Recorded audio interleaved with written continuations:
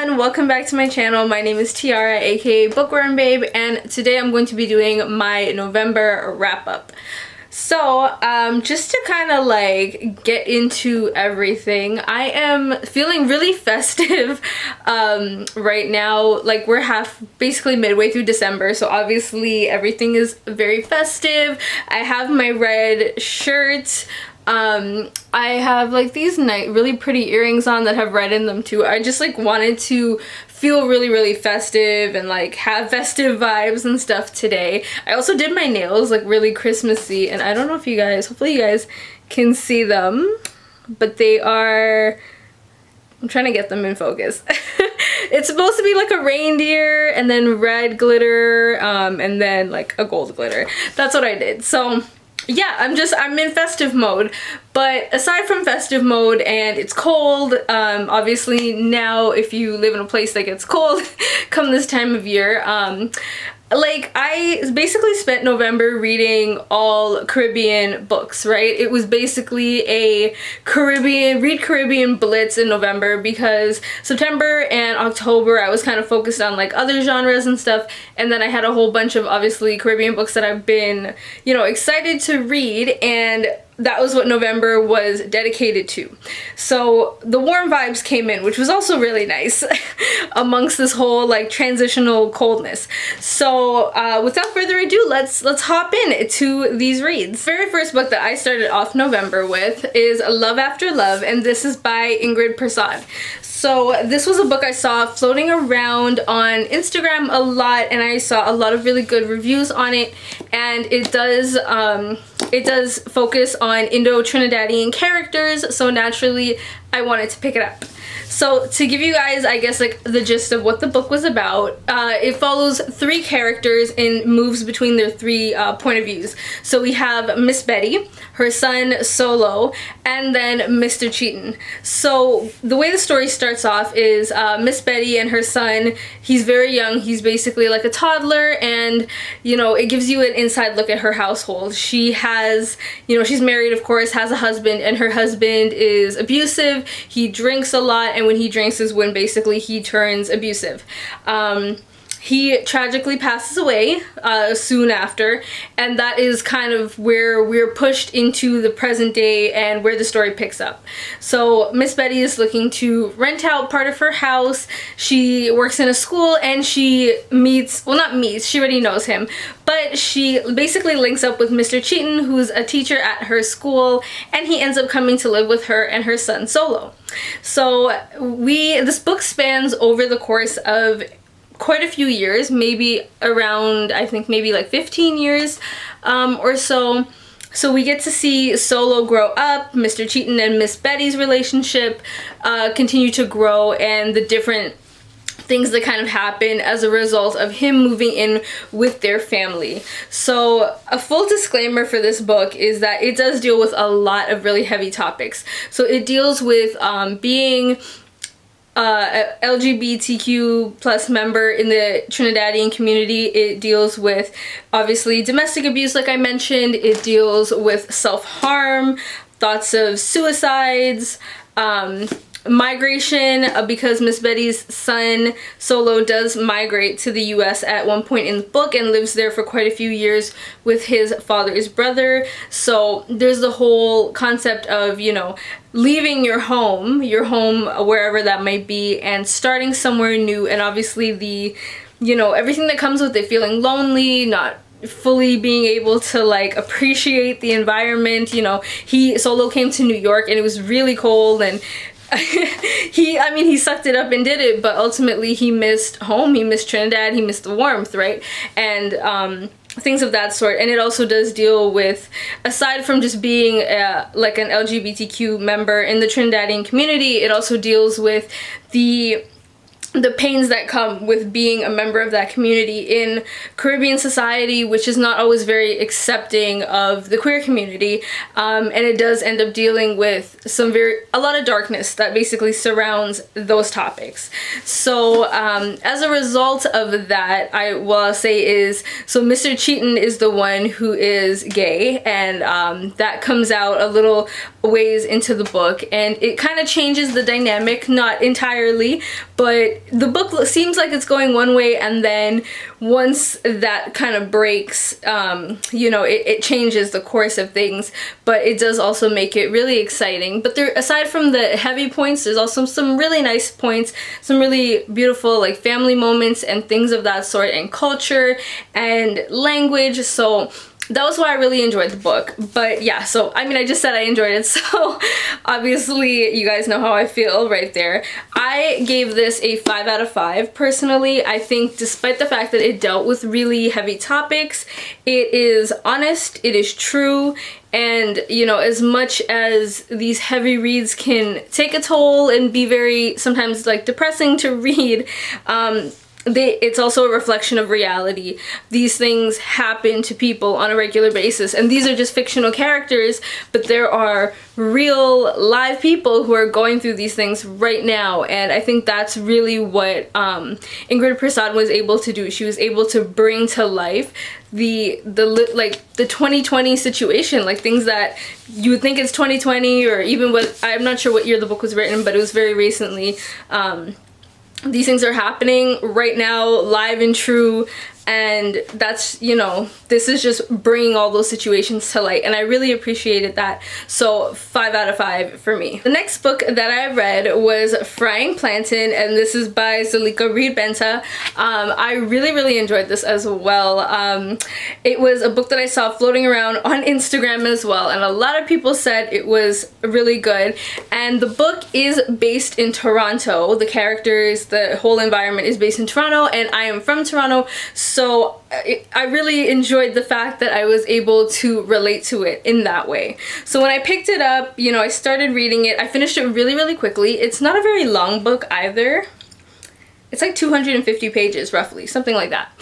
So it basically follows a young girl named Cara, and Cara is Jamaican, of Jamaican background, and she has, you know, is born and growing up in Toronto, and it's a series of short stories that are linked together, and we basically see Cara from childhood, so about 10 years old, and then until she's a teenager, so around 18 years old. And the book essentially really goes into her relationship with her mother's relationship with her grandmother, and as well even Cara's relationship with her grandmother as well. So there's a lot of intertwining of the relationships between women in this book, and that was really cool. So one thing that was huge in this book is the fact that, or at least I thought it was huge, Cara's mother is incredibly strict, and as like children of Caribbean parents, if you were born in, you know, North America, the UK, whichever, but your parents were the ones who migrated, they're like, a lot of this is relatable. It's like strict parents. They don't want you going out past a certain time. You have to get your ass home. You better do your schoolwork. You better be going to, you know, college, university, preferably university and stuff like that. Like, it's just very strict in that sense. Don't let them catch you with no boys. If you're a girl, don't let them catch you with no boys.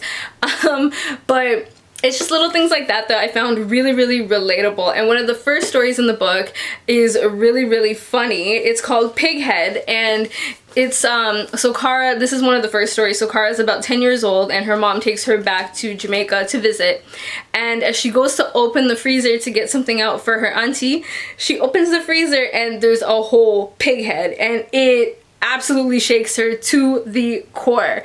And her family is just very unfazed. Like, her family who is living in Jamaica is very unfazed. They're just like, it's a pig head, like what are you stressing about? But she is freaked out by this pig head, and then when she returns back home to Toronto and she's in school and telling like her friends about her trip to Jamaica, she is basically going like, she really embellishes the pig head and of course acts like she's not scared, and it gets her popular with, like, you know, her friends and stuff and things like that. But overall, it's just really relatable stories about a young Caribbean girl growing up, you know, in a city and just dealing with different things like friendships, relationships with, you know, boys that, you know, you might have to hide, and her family. And overall, it was a 5 out of 5 for me, and I really enjoyed just everything about the way the story was told. Next book that I read, this is book number 3. was Rise of the Jumbies, and this is the second book in this series by Tracey Baptiste. I did not read the first book, but I had picked this one up because I really wanted to read it, but they didn't have the first book on when I bought this from Book Outlet, but I bought it anyway and read it. And this was really, really fun and cool. It's basically, it's more of like a children's, like young children's type of book, because it says it's for ages 8 to 12. But honestly, you can read this at any age. I'm 24 and I read it and I really enjoyed it. So the book follows Corinne, and in the first book, Corinne has defeated this other Jumbie named Severine, and basically in this book, there's new things happening on, you know, her island, and children are going missing, and they're going missing by the water. So Corinne and her friends basically get together and set out on this whole adventure, crossing the seas, seeking the help of another Jumbie whose name is Mama Delo, and she gives them these mermaids to help escort them across the water, where they are trying to basically find a stone to return to Mama Delo in order to get her help in retrieving the children who are also their friends who have gone missing. So it's really mythical, it's really magical. I love the fact that there's mermaids involved, and even the different Jumbies that it talks about. There's like the forest Jumbies, the water Jumbies, things like that. It's really cool, and honestly, like, I wish these were around when I was like this age reading these things. I would have loved this stuff when I was this age. Honestly, I would have.